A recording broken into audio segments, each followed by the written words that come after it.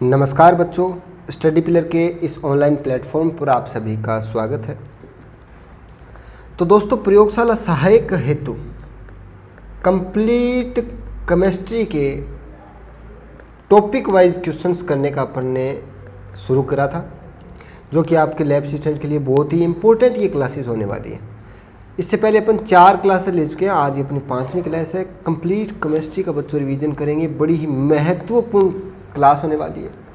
Exam और आपके बीच में जो फाइट होगी उसके बीच में आपको अपन विजयी बनाएगी ये क्लास आपको। शुरू करते हैं आज की क्लास, जिसके अंदर अपन यूनिट 2 एस ब्लॉक और पी ब्लॉक से संबंधित क्वेश्चन आंसर कर रहे थे बच्चों। सबसे पहले अपन ने एस ब्लॉक स्टार्ट करा था। कुछ जनरल इन्फॉर्मेशन आपको मैंने एस ब्लॉक के बारे में दी थी, जैसे कि कुछ सामान्य परिचय, इनके boiling point, melting point, electronic विन्यास के बारे में बताया था। उसके बाद आज अपने को शुरू करना था प्राप्ति और ऑक्सीडेशन स्टेट, ऑक्सीकरण अवस्थाएं हमें पता करनी थी। लेकिन बच्चों, एक बीच के अंदर एक महत्वपूर्ण पॉइंट बच जाता है अपना, जो कि है हाइड्रोजन। अब देखा जाए तो हाइड्रोजन का जो इलेक्ट्रॉनिक विन्यास होता है 1s1, और क्षारीय धातुएं जो कि मैंने आपको बताया था कौन सी होती है, फर्स्ट ए ग्रुप की, रुबेडियम, सीजियम और फ्रेंशियम। फर्स्ट ए वर्ग की धातुएं, इनका भी इलेक्ट्रॉनिक विन्यास होता है बच्चों क्या, NS1। अब देखा जाए तो हाइड्रोजन एस ब्लॉक का एलिमेंट है, ठीक है। क्योंकि बच्चों हाइड्रोजन का जो इलेक्ट्रॉनिक विन्यास होता है और जो क्षारीय धातुओं का इलेक्ट्रॉनिक विन्यास होता है वो बिल्कुल इक्वल होता है, बिल्कुल समान होता है। लेकिन फिर भी हाइड्रोजन के कुछ गुण धर्म होते हैं, गुणधर्म वो क्षारीय धातुओं से थोड़े से अलग होते हैं। तो उन्हीं गुणधर्मों से अपन बिल्कुल बेसिक सवाल 2016 वाले और 2018 वाले पेपर को देखकर मैंने कुछ से सवाल डिज़ाइन करे हैं, जो कि आपके 2022 वाला जो 20 दिन बाद आपका एग्ज़ाम होगा उसके अंदर ये सवाल आने की संभावना अति उत्तम है। तो ग्रह नक्षत्र यही कहते हैं कि ये सवाल आ सकते हैं, तो अपन एक एक सवाल को देख लेते हैं, ठीक है। हाइड्रोजन, तो सबसे पहले एक कवेंडिश नाम का वैज्ञानिक था, क्या, हेनरी कवेंडिश। उसने क्या करा, धातु और अम्ल की अभिक्रिया करवा रहा था, क्या, धातु और अम्ल की। तो हमें पता है अम्ल H+ देता है, और धातु के साथ यदि अम्ल की अभिक्रिया हो तो हमेशा H2 गैस मुक्त होती है। और अब ये तो बात आपको पता है, महत्वपूर्ण बात ये नहीं है, महत्वपूर्ण बात ये है कि हेनरी कवेंडिश ने इस H2 गैस को क्या नाम दिया, ज्वलनशील गैस, ज्वलनशील गैस नाम दिया। आपका सवाल क्या बन सकता है, निम्न में से कौन सी ज्वलनशील गैस के अंतर्गत आती है, तो उसमें से एक ऑप्शन H2 आपको मिले तो H2 रखते हैं। तो हेनरी कवेंडिश ने H2 गैस को क्या नाम दिया, ज्वलनशील गैस। लेकिन बाद में एक वैज्ञानिक आया, कौन सा, लेवोसियर। इस वैज्ञानिक से इसने इसको क्या नाम दिया, हाइड्रोजन गैस का नाम दिया, हाइड्रोजन गैस का। तो हेनरी कवेंडिश के अनुसार निम्न में से ज्वलनशील गैस कौन सी है, तो H2। क्षार अम्लों की धातु के साथ अभिक्रिया कराने पर कौन सी गैस उत्पन्न होती है, ज्वलनशील गैस, जिसे हाइड्रोजन गैस भी कहते हैं। हाइड्रोजन गैस नाम किसने रखा, लेवोसियर ने। तो अपने 3 सवाल यहाँ से ये कंप्लीट होते हैं, 3 या 4 जितने भी होते हैं, ठीक है, ध्यान रख लोगे, कोई दिक्कत वाली बात नहीं है। अब ये सारे मैं मनगढ़ंत नहीं है, ये NCERT से लिए मैंने सारे ये। और 2016 वाला पेपर देखा था, 2018 वाले पेपर को बारीकी से, और जितने मॉडल पेपर्स जो टॉप के टीचर्स बनाते हैं, बड़े टीचर्स, बड़ी कोचिंग इंस्टीट्यूट जो मॉडल पेपर्स बनाती हैं, उनको सबको देख के मैंने सोचा कि ये हाइड्रोजन वाला जो पॉइंट है यहाँ से बड़े बेसिक सवाल बन सकते हैं और आपको ध्यान रखनी चाहिए ये, ठीक है। तो हेनरी कवेंडिश के अनुसार H2 क्या एक ज्वलनशील गैस है जो धातु और अम्ल की अभिक्रिया द्वारा बनती है, और लेवोसियर ने इस ज्वलनशील गैस का हाइड्रोजन गैस नाम दिया, ठीक है। अब हाइड्रोजन गैस की अगर अपन देखें ये प्राप्त कैसे होती है, तो जो पृथ्वी पर या वायुमंडल में इसकी बहुत ही अल्प मात्रा पाई जाती है। कितनी, अगर पृथ्वी पर इसकी मात्रा देखें तो करीब करीब 1 ppm मात्रा पाई जाती है। 1 ppm मात्रा कितनी होती है? हमने विलियन चैप्टर के अंदर सांद्रता इकाइयाँ जब पढ़ी थी, जब आपको बताया था 1 ppm कितना होता है। विलिय की ग्राम में मात्रा किसमें? 10⁶ ग्राम विलियन में, है ना। ये मात्रा होती है ppm। इसके अलावा ये कहाँ पर पाई जाती है? जो ज्वालामुखी फटता है, ज्वालामुखी, वहाँ पर ये H2 गैस रिलीज होती है। और पेट्रोल के जो कुएं होते हैं, पेट्रोल के जो कुएं होते हैं, वहाँ से भी क्या H2 गैस रिलीज होती है, ठीक है। और ख़ास बात ये है कि ये मुक्त अवस्था में रहती है, मुक्त अवस्था H2 गैस के रूप में रहती है। यहाँ से सवाल इस पेज से कितने सवाल बने? हेनरी क्वेंडिस के अनुसार धातु के साथ अम्ल अभिक्रिया करे तो H2 गैस मुक्त होती है, उसे ज्वलनशील गैस नाम दिया। लेवोसियर ने इस ज्वलनशील गैस को हाइड्रोजन गैस नाम दिया। वायुमंडल में पृथ्वी के ऊपर देखें तो 1 ppm इसकी उपस्थिति होती है, काफ़ी कम है ये। ज्वालामुखी के ऊपर या पेट्रोल के कुएं के ऊपर H2 गैस हमें मिल जाती है, ठीक है। अब सवाल बनता है और महत्वपूर्ण 5 स्टार सवाल, कौन सा? हाइड्रोजन को क्या कहते हैं? प्रोटियम भी कहते हैं। क्या हाइड्रोजन को क्या कहते हैं? प्रोटियम भी कहा जाता है, प्रोटियम भी कहा जाता है। तो सवाल बन सकता है निम्न में से किसे प्रोटियम कहा जाता है? Hydrogen, helium, lithium, beryllium. तो आपका उत्तर क्या आएगा बच्चों? हाइड्रोजन को क्या कहा जाता है? प्रोटियम कहा जाता है, ठीक है। बढ़िया सवाल है, एनसीईआरटी बेस्ड सवाल है। अब ये देखो, हाइड्रोजन को आप हाइड्रोजन अलग चैप्टर में पढ़ाया जाता है वैसे तो, लेकिन है एक इसका एस ब्लॉक का ही पार्ट है। और एस ब्लॉक में बड़ी सिंपल सवाल, अगर सबसे बेसिक और इम्पोर्टेंट सवाल बनाने हो ना किसी को, तो किससे बनाएगा? तो वो बनाएगा बच्चों हाइड्रोजन बेस्ड सवाल, ठीक है। इतनी बात आपको पता लग गई। अब प्रोटियम इसको क्यों कहा जाता है? प्रोटियम का अर्थ मान लो आप प्रथम, क्योंकि आवर्त सारणी में ये प्रथम स्थान पर है। क्यों? आवर्त सारणी में कौन से स्थान पर है? प्रथम स्थान पर है, प्रथम स्थान पर। इस कारण हाइड्रोजन को प्रोटियम भी कहा जाता है बच्चों, ठीक है। कोई दिक्कत वाली बात नहीं है, यहाँ तक आसानी से कर सकते हो। अब देखते हैं अपन विभिन्नता। कैसी विभिन्नता? नेक्स्ट पेज पे करते हैं, चलो। एक तो हो गया अपना हाइड्रोजन, ठीक है। इलेक्ट्रॉनिक विन्यास NS1 या 1s1 ही लिख देता हूँ, चलो मैं 1s1।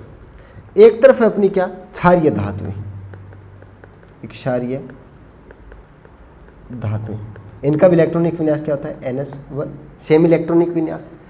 और लेकिन अंतर पाया जाता है इनके बीच में। अब वो अंतर कौन से अंतर है? वो बड़े ही इंपॉर्टेंट अंतर है और बड़ी बड़ी एग्जाम्स के अंदर यहाँ से सवाल आते हैं, तो हो सकता है अपने प्रयोगशाला सहायक में भी आ जाए।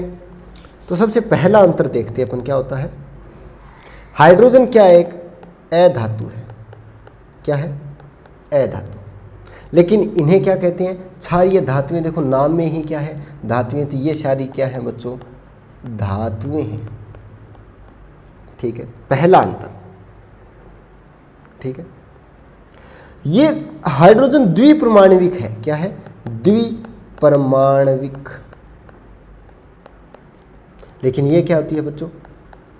सिंगल रूप में पाई जाती है। लिथियम, सोडियम, पोटेशियम, सिंगल, एक आणविक रूप के अंदर या परमाणविक रूप के अंदर मैं कह सकता हूँ, ठीक है।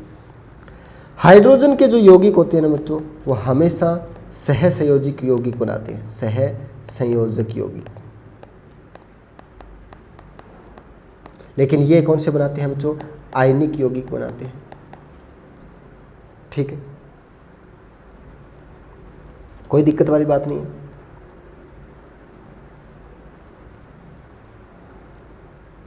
बताओ जरा, इनकी जो आईपी होती है हाइड्रोजन की, आईपी वगैरह वो ज़्यादा होती है किससे? इनसे, क्षार धातुओं से, अन्य क्षार धातुओं से। तो इतनी बात आप ध्यान में रख लेना। बड़ी सिंपल सी बात है, आसान सी बात है, आसानी से आपको ध्यान में रखी जा सकती है। सबसे पहला हाइड्रोजन क्या है? अधातु। बाकी ये क्षारीय क्या है? धातु। अब हाइड्रोजन को दो भागों में बांटा गया है। दो प्रकार के हाइड्रोजन हम पढ़ते हैं। हाइड्रोजन के बारे में आपको सवाल पूछ सकता है क्या? एक तो पूछ सकता है ऑर्थो हाइड्रोजन क्या होता है बताओ। एक आपको पूछ सकता है पैरा हाइड्रोजन बताओ क्या होता है। हाइड्रोजन का ये वर्गीकरण का आधार क्या है? ऑर्थो हाइड्रोजन और पैरा हाइड्रोजन के वर्गीकरण का आधार आपको पूछ सकता है। तो ये जो वर्गीकरण का आधार क्या बताओगे आप बच्चों? आधार आपको पूछ ले तो आप बताओगे क्या? प्रोटॉन के चक्रण का आधार। क्या? हाइड्रोजन के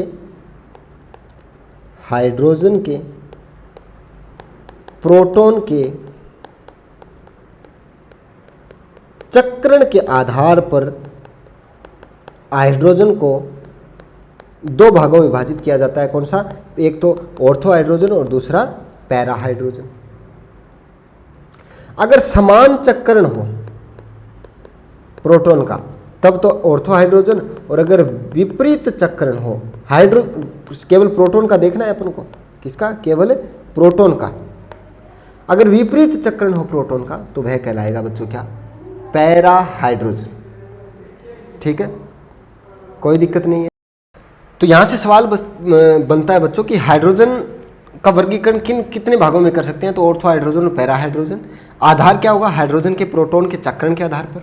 समान चक्रण हो उसे ऑर्थो हाइड्रोजन और विपरीत चक्रण हो उसे पैरा हाइड्रोजन। इनके में अगर स्थायित्व का क्रम पूछ रहे कौन सा ज़्यादा स्थायी होता है कौन सा कम स्थायी होता है, तो जो ऑर्थो रूप है ये ज़्यादा स्थायी होता है, ज़्यादा स्थायी। सवाल बन सकता है ऑर्थो और पैरा हाइड्रोजन में ज़्यादा स्थायी कौन सा होता है? तो ऑर्थो हाइड्रोजन।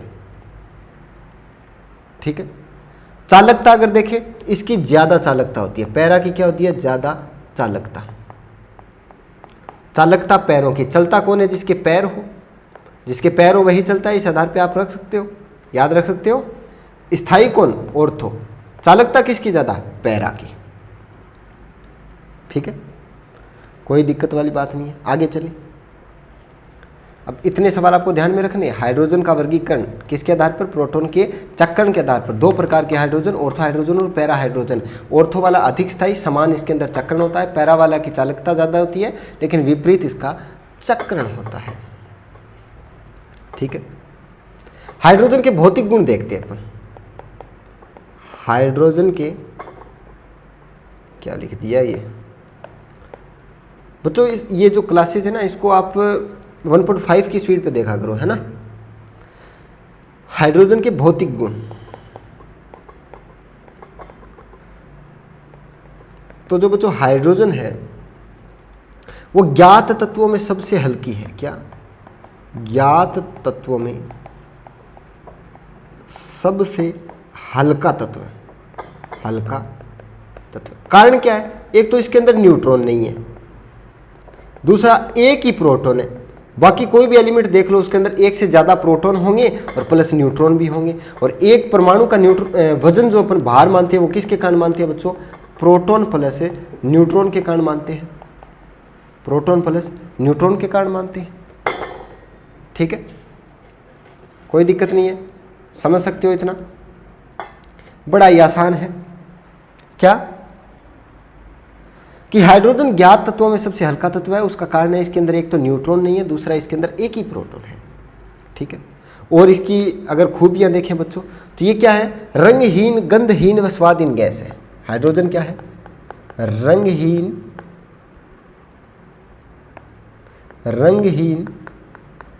गंधहीन तथा स्वादहीन है। ठीक है। अब एक महत्वपूर्ण बात, इसको आपको ध्यान में रखना है। क्या? वैसे तो ये ज्वलनशील गैस है। क्या है ये? ज्वलनशील है। ज्वलनशील है, कम क्रियाशील है। ज्वलनशील भी है और कम क्रियाशील है, लेकिन जलने में सहायक नहीं है। जलने में सहायक नहीं है। जलने में सहायक नहीं है। सवाल बनता है ऐसी कौन सी गैस है जो खुद ज्वलनशील है लेकिन जलने में सहायक नहीं है? तो इसका उत्तर कौन सा आ जाएगा बच्चों? Hydrogen gas. ठीक है, नेक्स्ट करें अपन।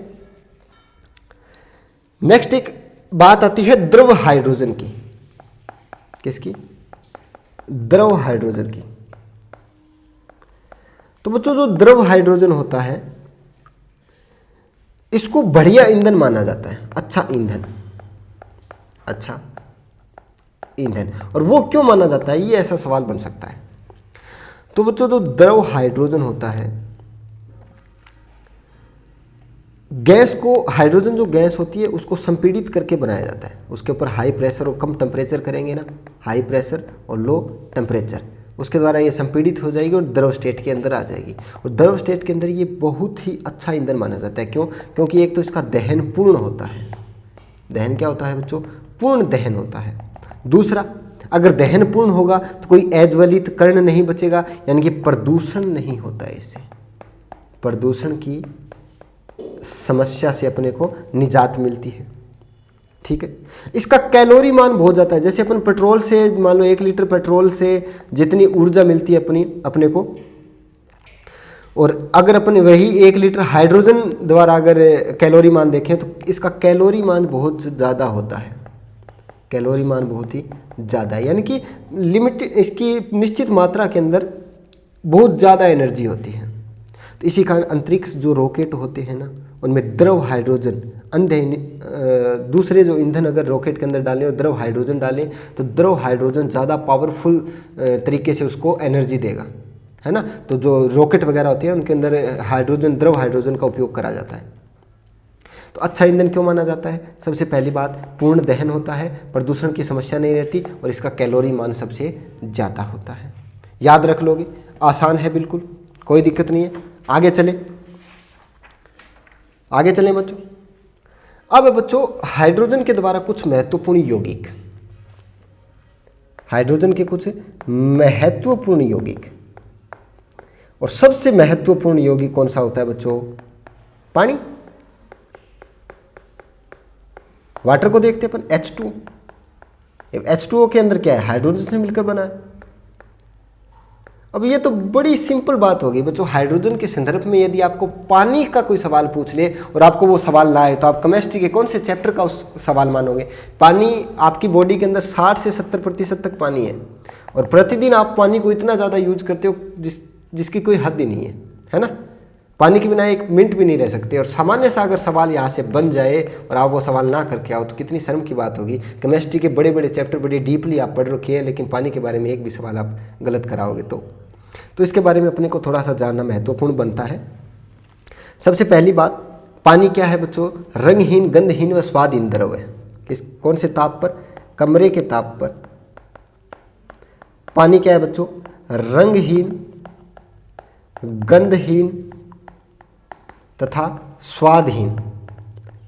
स्वादहीन क्या है बच्चों? द्रव है। ठीक है। अगली बात करें तो इसका क्वथनांक क्या होता है बच्चों? बॉइलिंग पॉइंट इसका क्या होता है? ज़्यादा होता है। कितना? 373 केल्विन। इसका कारण क्या है? हाइड्रोजन बंध। हाइड्रोजन बॉन्ड के कारण इसका बॉइलिंग पॉइंट क्या होता है बच्चों? बहुत ही ज़्यादा होता है। इसकी ऊष्माधारिता भी क्या होती है बच्चों? ऊष्माधारिता भी ज़्यादा होती है। ऊष्माधारिता ज़्यादा होने के कारण तो अपन ताप बढ़ने के साथ अपना ताप इतना बढ़ता नहीं है। ऊष्मा को क्या कर लेती है? अब्जॉर्ब कर लेती है। ठीक है। H2O क्या है? एक तरह का क्या आयनिक यौगिक है? क्या है? आयनिक, या मैं कहूँ ध्रुवीय यौगिक है। ध्रुवीय यौगिक है। और मैं कह सकता हूँ H2O क्या है? सार्वत्रिक विलायक है। सार्वत्रिक क्या है?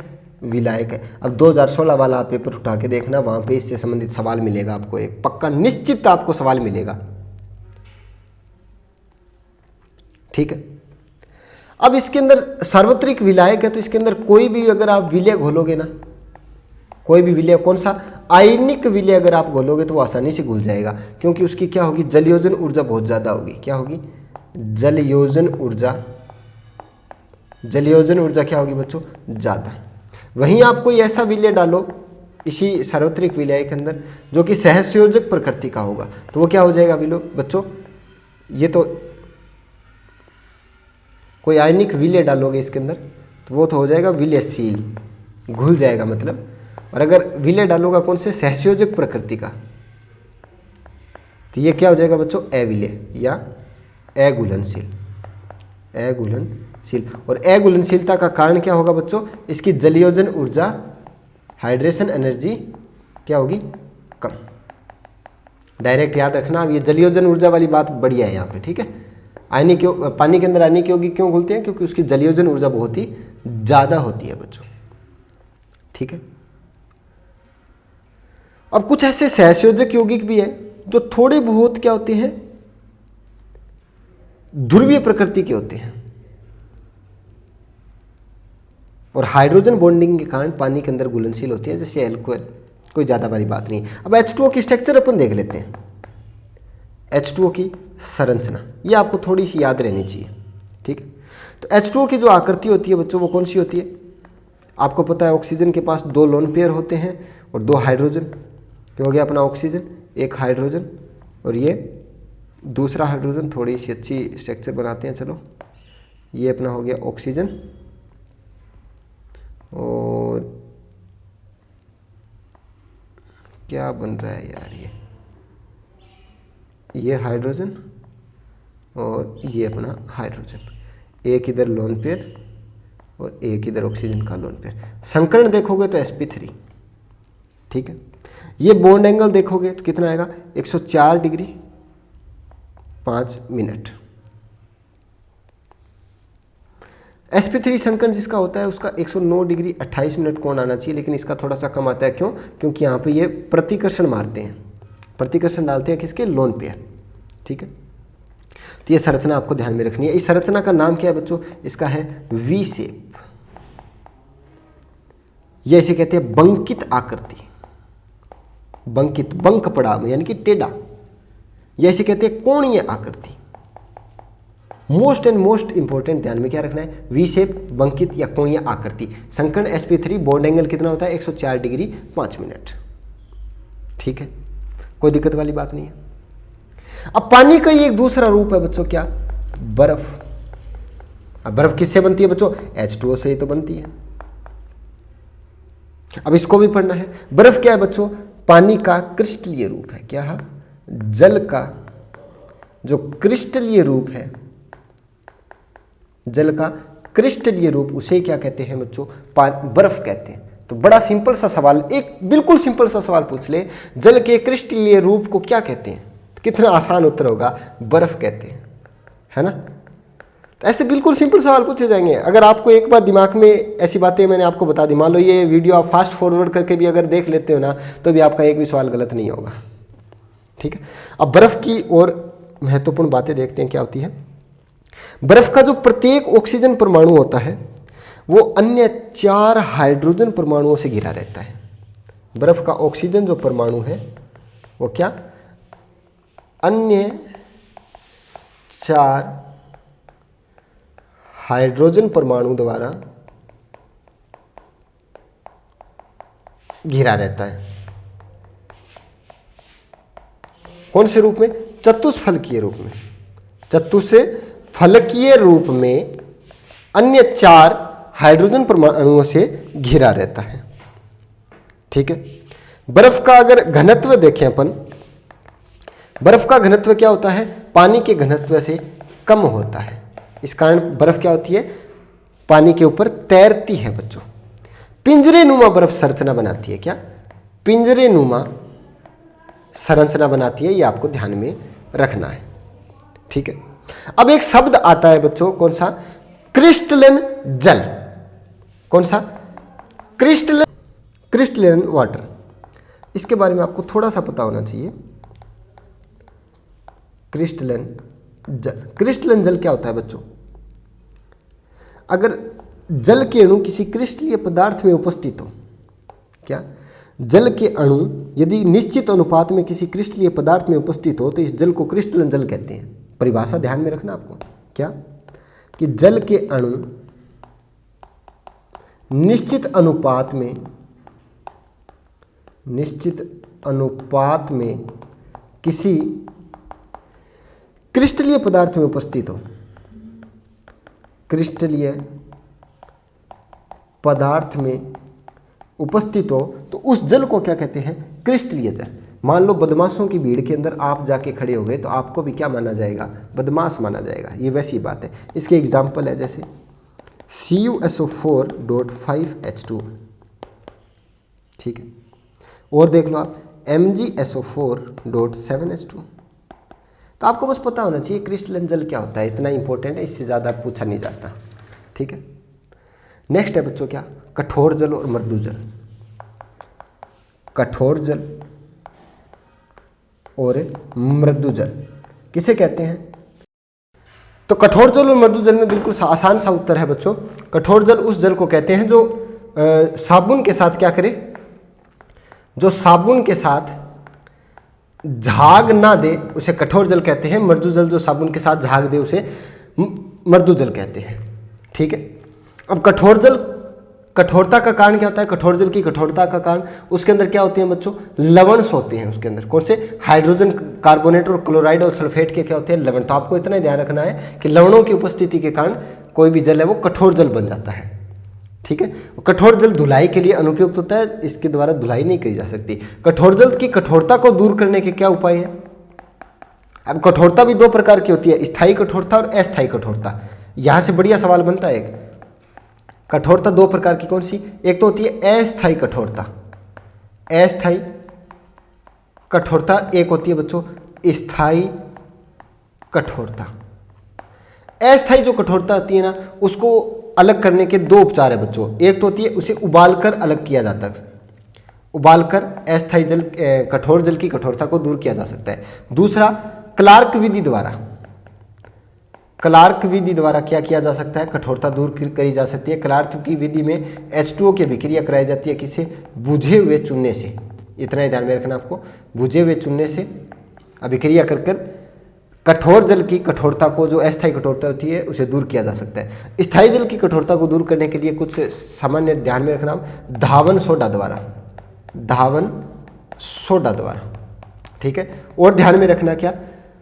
परम्यूटेट विधि द्वारा, परम्यूटेट जो विधि है उसके द्वारा कठोरता दूर करी जा सकती है। एक कैल्गन विधि भी आती है। कौन सी? कैल्गन विधि द्वारा भी, सही से लिख देता हूं, कैल्गन विधि, कैल्गन विधि द्वारा स्थायी जो कठोरता होती है उसे दूर करा जा सकता है। एक है लास्ट रेंजिन विधि, रेंजिन विधि। अब ये चारों विधि मैं आपको कहूँगा, आप ध्यान में रखना।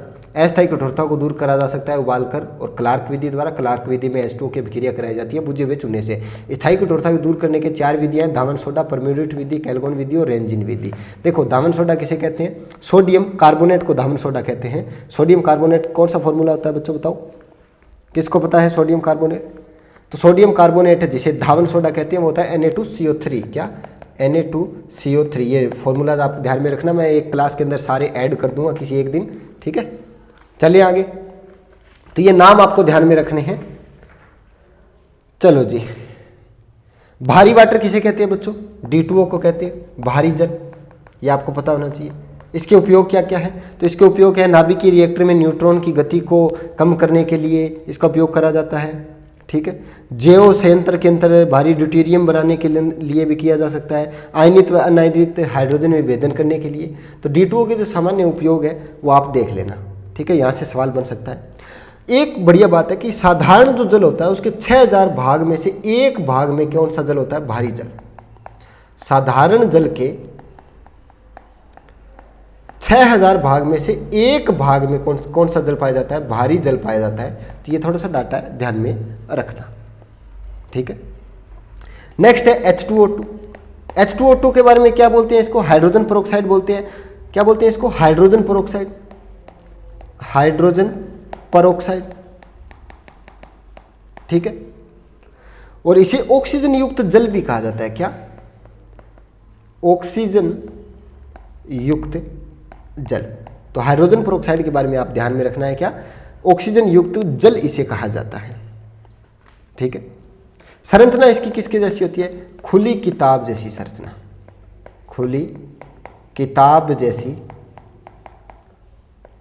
संरचना पाई जाती है इसकी। तो ध्यान में रखना बच्चों, आपको कुछ ऑप्शंस देके पूछ सकता है खुली किताब जैसी संरचना निम्न में से किस में पाई जाती है, तो आपको बताना होगा H2O2 के अंदर खुली किताब जैसी संरचना पाई जाती है। इसको व्यावसायिक रूप से किस नाम से जाना जाता है, तो व्यावसायिक जो नाम होता है इसका वो है परहाइड्रोल। परहाइड्रोल के रूप में इसको व्यावसायिक रूप से जाना जाता है। तो ये हो गए बच्चों हाइड्रोजन चैप्टर से संबंधित, यानी कि एस ब्लॉक का एक एलिमेंट से संबंधित जितने भी बेसिक और आसान से आसान सवाल बनते हैं वो सारे मैंने ऐड कर दिए हैं। कल की क्लास में अपन एस और पी ब्लॉक दोनों के क्वेश्चंस को, सारे क्वेश्चंस को अटेम्प्ट कर देंगे, ठीक है। तो ये बेसिक सवाल है, इनके बारे में आपको पता होना चाहिए। वैसे ये सवाल पूछे जा भी सकते हैं और नहीं भी पूछे जा सकते, लेकिन मेरा अनुमान यही है कि बेसिक सवाल एक यहाँ से बनना चाहिए, ठीक है। तो मिलते हैं नेक्स्ट क्लास के अंदर, तब तक के लिए जय हिंद जय भारत।